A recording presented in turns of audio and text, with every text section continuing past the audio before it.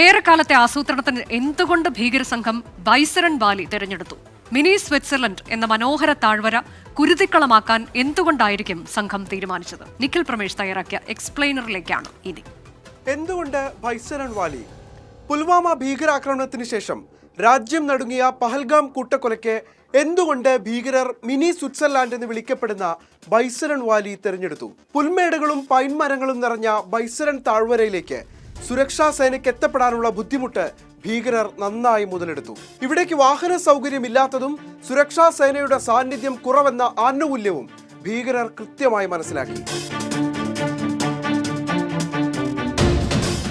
പുൽമേട് കടന്ന് പൈൻകാട്ടിലേക്ക് എത്തി ഒളിഞ്ഞിരുന്ന് വെടിയുതിർക്കാനാകുമെന്നതും അവർ നേരത്തെ മനസ്സിലാക്കി. ആക്രമണശേഷം വനത്തിൽ ഒളിക്കാമെന്ന സൗകര്യം ഈ മനോഹര താഴ്വര തിരഞ്ഞെടുക്കാൻ കാരണമായി. ആക്രമണത്തിന് മുൻപേ ഭീകരർ പഹൽഗാമിൽ തമ്പടിച്ചു.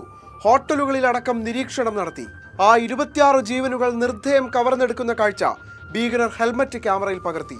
വസ്ത്രങ്ങളിലും ക്യാമറകൾ സ്ഥാപിച്ചിരുന്നു. ഈ ക്രൂരകൃത്യം നടത്താൻ ആ 4 പേരെ ചുമതലപ്പെടുത്തിയവരെ കൃത്യമായി ഞങ്ങൾ ആ ജോലി നിർവഹിച്ചോ എന്ന് ബോധ്യപ്പെടുത്താനായിരിക്കും ആ ദൃശ്യങ്ങൾ.